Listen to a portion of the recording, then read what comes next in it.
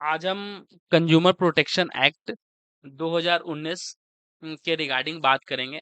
आज हम पूरे प्रोसेस को समझेंगे कि कैसे कंज्यूमर कोर्ट में, कंज्यूमर फोरम में हम केस फाइल कर सकते हैं। उसके पेक्यूनियरी जुडिक्शन जो होता है, कितने तक के वैल्यू के सर्विस को, कितने तक के वैल्यू के लॉस को हम किस कोर्ट में फाइल करेंगे, क्या जुडिक्शन बनेगी, उस टॉपिक पे बात करेंगे। ऑनलाइन फाइलिंग कैसे होगा उसके रिगार्डिंग हम बात करेंगे। और pro forma for filing consumer complain, जो परफॉर्मा होता है वो परफॉर्मा कैसा होता है उसके रिगार्डिंग बात करेंगे। कौन कौन से डॉक्यूमेंट हमें अपलोड करने होते हैं ऑनलाइन फाइलिंग में, क्योंकि हमें पता है, एज वी नो डेट, अगर हम कंज्यूमर कंप्लेन किसी भी डिस्ट्रिक्ट में, किसी भी स्टेट में, किसी भी नेशनल कंज्यूमर फोरम में फाइल करने जा रहे हैं, तो सबसे पहले हमें ऑनलाइन फाइलिंग करना बहुत ही जरूरी हो गया। विदाउट ऑनलाइन फाइलिंग ये आपकी हार्ड कॉपी नहीं एक्सेप्ट करेंगे, नहीं लेंगे। तो सबसे पहले हम ऑनलाइन फाइलिंग में कुछ डॉक्यूमेंट्स हमें अपलोड करने हैं। जैसे कि हम स्क्रीन पे आपको दिख रहा है, इंडेक्स हो गया, pro forma for filing consumer complain, ये परफॉर्मा हो गया। परफॉर्मा कैसा होगा वो भी आपको मैं दिखाऊंगा। Synopsis with list and dates and events, ये अपलोड करना है। मेमो ऑफ पार्टीज हो गया। उसके बाद consumer complain with notarise affidavit, ये हमें अपलोड करना है। देन आफ्टर वकालतनामा। तो ये टोटल 6 पॉइंट है जिसके पीडीएफ हमें बना के इसे अपलोड करना है, अगर हम कंज्यूमर कोर्ट में अगर केस फाइल कर रहे हैं तो। सबसे पहले तो आपको ऑनलाइन ई जागृति पे आपको आईडी पासवर्ड बना लेना है, सब कुछ इजी है। उसके बाद आपका जो है वो अपलोड करने का जो सेक्शन है ये है। और ये सारे डॉक्यूमेंट्स को आप स्पेसिफिक अलग अलग करके बना ले, अपलोड करने के लिए आपको हेल्प मिलेगा। जैसे इंडेक्स हो गया, परफॉर्मा है, उसके बाद सिनॉप्सिस है, मेमो ऑफ पार्टीज है।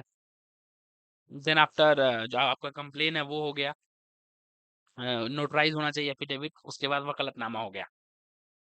उसके बाद आपको हम परफॉर्मा दिखाते हैं, pro forma for filing consumer complain. तो ये आपका परफॉर्मा हो गया, जिसमें आपका ये आप खुद से भी ड्राफ्ट कर सकते हैं, इसका कोई दिक्कत नहीं है।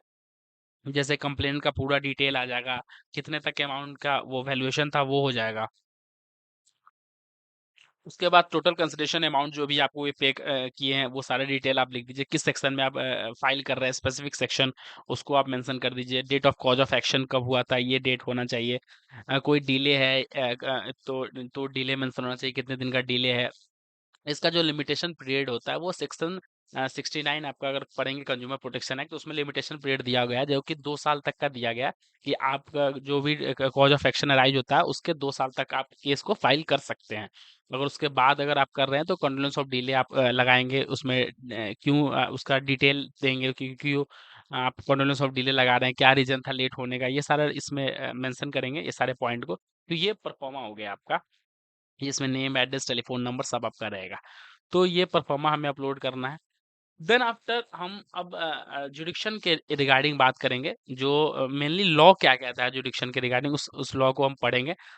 सेक्शन 34 जो है आपका द कंज्यूमर प्रोटेक्शन एक्ट 2019 का है, उसको देखेंगे। उसमें हम कैसे केस फाइल करेंगे। अगर कोई सेक्शन जो 34 है वो डिस्ट्रिक्ट के बारे में बात कर रहा है, अगर कोई हम डिस्ट्रिक्ट कमीशन में केस फाइल कर रहे हैं तो सेक्शन 34 में हम अपना कंप्लेन को ड्राफ्ट करेंगे। जैसे सेक्शन 34 का क्लॉज 1 को हम पढ़ते हैं। Subject to the other provision of this act, the district commission shall have jurisdiction to entertain complaint where the value of goods or service paid as consideration does not exceed 1 crore rupees।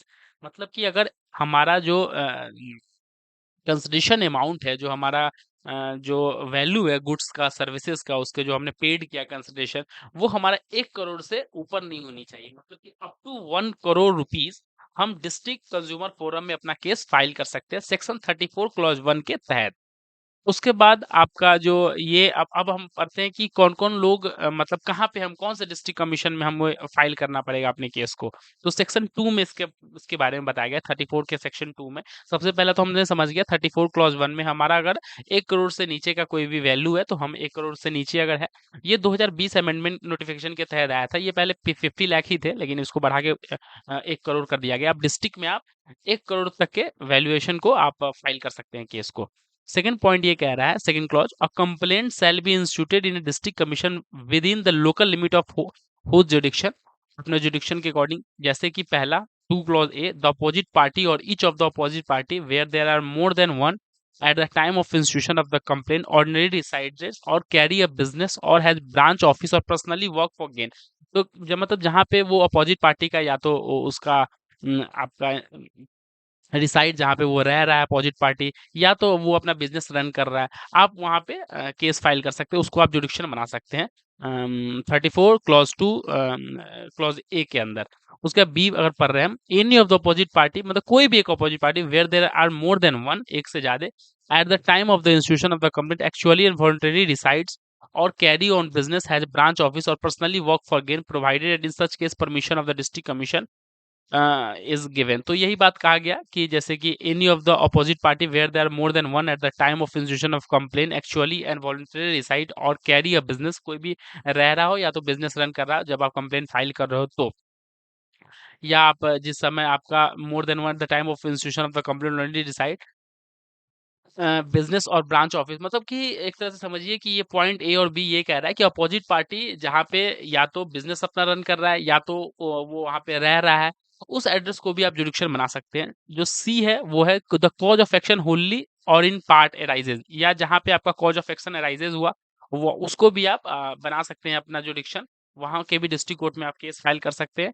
और जो D clause है वो कह रहा है कि the complain reside और personally work for gain, ये बहुत इंपॉर्टेंट पॉइंट है, बहुत अधिकतर लोग इसमें केस फाइल करना चाहते हैं क्योंकि कंप्लेनेंट का वहां पे वो रहते हैं, कंप्लेनेंट जो कंप्लेन फाइल कर रहे हैं तो वो अपने जुडिक्शन के जो डिस्ट्रिक्ट कंज्यूमर फोरम है उसमें केस फाइल करते हैं। तो ये डी क्लॉज हुआ, द कंप्लेनेंट रिसाइड्स और पर्सनली वर्क, जहां कंप्लेनेंट रहता है या काम करता है वहां भी केस फाइल को किया जा सकता है। ये सेक्शन 34 के अंदर हम कंप्लेन फाइल करते हैं under the consumer protection act 2019। अगर वैल्यूएशन जो है हमारा जो कि जो गुड्स एंड सर्विसेज का कंसिडरेशन अमाउंट है 1 करोड़ से कम है तो सेक्शन 34 में, अगर 1 करोड़ से ज्यादा है तो हम जाएंगे इसमें आपके स्टेट कमीशन में। अगर 1 करोड़ से ज्यादा स्टेट कमीशन सेक्शन 47 के अंदर में, section 47 of the consumer protection act 2019, तो सेक्शन 47 में अगर हम जाते हैं तो इसमें जो इसका अमाउंट है consideration exceed rupees 1 crore but not exceed rupees 10 crore, मतलब अगर 1 करोड़ से अधिक और 10 करोड़ से कम है तो हम स्टेट कमीशन में अप्रोच करेंगे, स्टेट कमीशन में जाएंगे। सेम प्रोसेस है, कौन कौन लोग फाइल कर सकता है। तो इसमें भी यही है कि अगर आप अगर डिसाइड कर रहे हो या सामने वाले पार्टी का एड्रेस है या रह रहे हैं तो कर सकते हैं। जैसे कि इन इंटरटेन पहला पढ़ते हैं, complain where the value of good और services paid as consideration exceed rupees 1 crore but does not exceed rupees 10 crore, proviso. उसके बाद यहाँ second point, complain against unfair contract where the value of goods service paid as consideration does not exceed 10, मतलब 10 करोड़ से ऊपर नहीं होना चाहिए। ये आपका तो हम सेक्शन 47 में स्टेट कमीशन में हम केस को फाइल कर सकते हैं अपना। उसके बाद यहाँ पे अगर हम आ जाए, सेम पॉइंट कहा है जैसे कि उसमें जो हमने पढ़ा है, कॉज ऑफ एक्शन या तो एराइज हुआ हो या कंप्लेन रिसाइड कर रहा हो या अपोजिट पार्टी का एड्रेस हो या रह रहा हो वहाँ पे, तो सेम है इसमें जुडिक्शन। तो हम स्टेट में सिर्फ पेक्यूनिटी जुडिक्शन की बात है, इसमें अलग है। स्टेट में अगर आपका 1 करोड़ से अधिक है, 10 करोड़ से कम है तो आप स्टेट में जाएंगे। देन आफ्टर अगर हम नेशनल की बात करें, नेशनल कमीशन में, तो इसका जुडिक्शन जो है complainant where the value of goods और services paid as consideration exceed rupees 10 crore, अगर 10 करोड़ से ज्यादा का कंसिडरेशन एक्सीड किया आपके सर्विसेज में और गुड्स में जो आपने पेड किया है, वो अगर 10 करोड़ से ऊपर डाला तो हम नेशनल कमीशन में जो है अप्रोच करेंगे। और उसमें भी सेम है जुडिक्शन की, जो अगर हम बात करें तो जो जैसे कि कॉज ऑफ एक्शन अगर अराइज हुआ आपका, या तो आपका कंप्लेनेंट रिसाइड्स वहां पे कर रहा हो या वहां पे अपना काम कर रहा हो, या अपोजिट पार्टी का एड्रेस हो या अपना रन कर रहे हो बिजनेस, तो वहां का भी जुडिक्शन बना सकते हैं। लेकिन वही अगर वैल्यू की बात करें हम, तो 10 करोड़ से अगर अधिक है तो हम इसमें नेशनल में अप्रोच करेंगे या नेशनल में जाएंगे, नेशनल कमीशन में। तो ये पूरा मामला है, पूरा कंज्यूमर प्रोटेक्शन एक्ट को हमने रीड किया कि किस सेक्शन में हम किस फोरम में जाएंगे। ये हमने देखा, पूरे बेयर एक्ट के लैंग्वेज को समझा। दूसरा हमने ये परफॉर्मा को देखा, परफॉर्मा फाइलिंग कंज्यूमर कंप्लेन, ये आपको गूगल से भी डायरेक्ट मिल जाएगा, नहीं तो आप इसको ड्राफ्ट भी कर सकते हैं, इसको पॉज करके इसको देख सकते हैं, बना सकते हैं, इसमें क्या क्या बातें कही गई है। देन आफ्टर ये आपका जो अगर आप ऑनलाइन फाइलिंग कर रहे हैं तो ये सारे डॉक्यूमेंट एसेंशियल है आपको फाइल करना। जैसे कि वन से एक बार फिर से रिवीजन कर देते हैं आपको आपके लिए। पहला इंडेक्स है, इंडेक्स अपलोड करना है आपको कंप्लेन का, proforma for filing consumer complaint, synopsis होना चाहिए with list and dates and events. Fourth point पे मेमो ऑफ पार्टीज होने चाहिए। फिफ्थ पॉइंट पे consumer complain with notarise affidavit होने चाहिए, जो कि किसी भी नोटराइज जो कोर्ट में बैठे रहते हैं नोटराइज कर देते हैं वो इजिली, कोई दिक्कत नहीं है उसमें। 6 नंबर पे वकालतनामा आपका होना चाहिए। तो ये पूरा हमने कंज्यूमर प्रोटेक्शन एक्ट में कैसे केस फाइल करे उसके रिगार्डिंग हमने बात किया। Thank you.